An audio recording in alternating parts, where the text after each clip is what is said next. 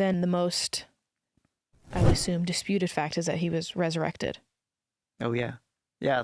And so how can we talk with our children about, yeah, we believe he was resurrected and some other people don't? Because up until now, we all agree that he's a person. Mm-hmm. We all agree that he was crucified. But the turning point is that Christians believe that he was resurrected when others don't. Yeah. Well, one way that historians can look at the evidence surrounding Jesus' resurrection story is to say, what are the things that basically everybody agrees on? Mm-hmm. From your atheist and Jewish scholars all the way to your Christian scholars and everywhere in between, So we could tell our children that there are facts about the resurrection that everybody agrees on. And the resurrection of Jesus is the best explanation for those facts. So, for example, that Jesus was crucified is as sure as anything historical can ever be. That's for sure. Doesn't matter if you're an atheist or a Jewish scholar, you can take that to the bank. That's real. Now, the disciples had real experiences that they believed, at least that they believed, were experiences of the risen Jesus. And virtually every critical scholar will agree with that as well, because the evidence is so strong. This is what they went around preaching, and they really believed it, and they were even willing to put themselves in harm's way for that testimony. The church persecutor Paul was converted as well. That's an amazing fact, because he wasn't in a position to hallucinate seeing Jesus or hearing him. He didn't miss Jesus so much that he just kind of saw Jesus everywhere. And so what caused that change in him?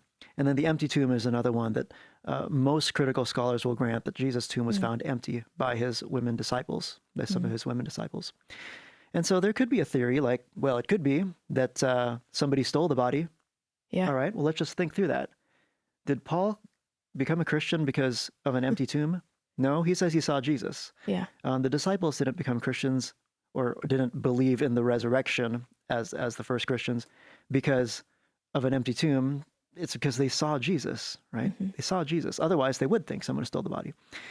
So cycle through all these things, and you want to see what is the best explanation historically for it. And there's kind of out there explanations, that, it could be that some space alien zapped up Jesus' body in the tomb and, conspiracy theory, right? Yeah. But what's most likely? What makes the most sense? And this is where the worldview glasses come into play. Because for some people who say miracles are absolutely impossible, then any explanation is going to be better for them, right, than resurrection. But Jesus being known as a miracle worker, that's another fact of the historical Jesus. It wouldn't be unexpected or out of the ordinary to say Jesus did miraculous things.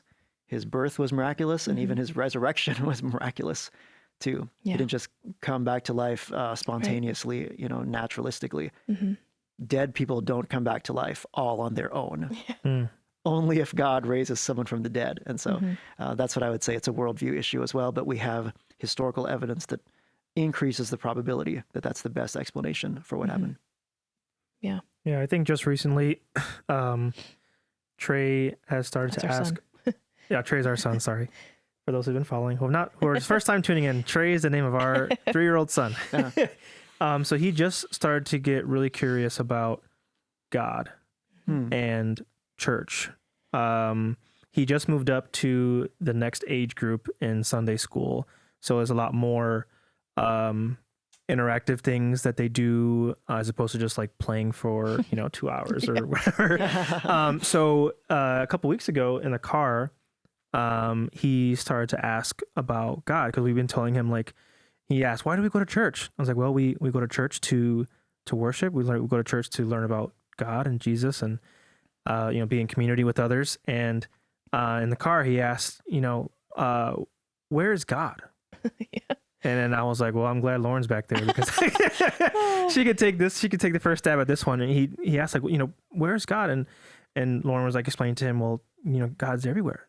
So he's like, oh, so God is in the front seat with Daddy driving the car. And it's just like, yes, but it's starting to become more of a curiosity thing for him, right? This being, or however he views it, right? It's something that we're talking about, but he's everywhere and we can't see him, so it's like starting to, like, the wheels are turning in his head, and what is this that we're talking about? So it's just so interesting, right, that he's starting to ask us about God and Jesus. And so yeah, it's cool to see their minds turning and asking those questions. And they're always at like, weird times. Mm-hmm. I happened to be recording like he was singing in the car, and so I was recording him. And then he stops and goes, "Where is God?" And I was like, "Oh, oh my gosh. Well, let me think about this. How do I handle this for a 3-year-old?" So yeah, it's cool to see their wheels just start turning and like thinking about things that you don't expect them to, especially at these ages. Mm-hmm. Is there a way to talk about how Jesus is real without using the Bible alone? Maybe for those that, don't believe that the Bible is true, is there a way to talk about, yeah, Jesus is real without using the Bible, just for that? Like, that's not the sole way to tell them about that.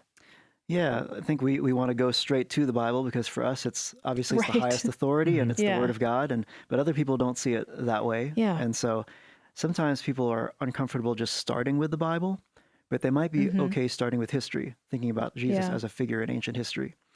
And so there are a couple of sources that we could go to outside the Bible. But we do want to ask questions of people, whether it's our own kids or someone who's asking a question like that, to ask them, what is the standard of proof that they have? If Jesus did exist, what would you expect to find?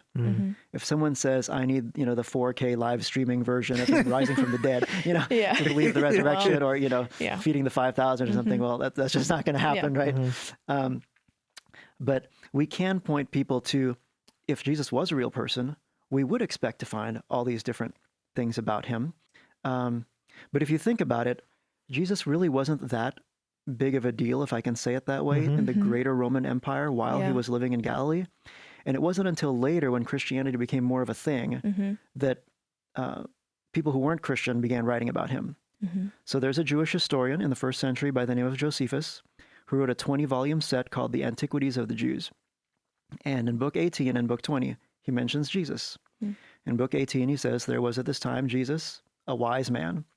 And he goes on to say that Jesus was known as a miracle worker. He did these amazing deeds, that there was a clash with the Jewish leadership and they delivered him up to Pilate, and that he was crucified, and that Jews and Greeks followed him. So there's lots of things we can learn from Jesus, about Jesus, just even from people who are enemies of the Christian faith or not Christians.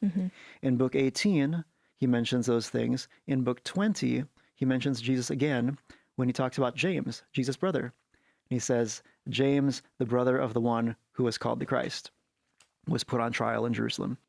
And so we actually learn a lot of things about Jesus, even just from Josephus. Tacitus is another, this is a Roman senator, Roman historian, and he's writing in the 2nd century about Jesus, also corroborating this, Jesus being crucified under Pontius Pilate. And so these things are actually an invitation for us to go to the Bible. And so for people who aren't comfortable starting with the Bible, we can show them some of these sources outside the Bible and say, but where does the portrait of Jesus actually come from? Because what came before that? The Gospels. Even if you look at other religions, in the Quran, it says that Jesus was a miracle worker. But there are actually no stories about Jesus working miracles. There's no narrative accounts in the Quran. So you could tell your Muslim friend, do you want to see where Jesus actually did the miracles? You know where the stories are? The Quran says he's a miracle worker. Why was he known as a miracle worker? Because of the stories, and they're in the Bible. So we can point people to the Bible, and that's what history does. It actually is an invitation to point us to read the Gospels and consider the stories that are in there.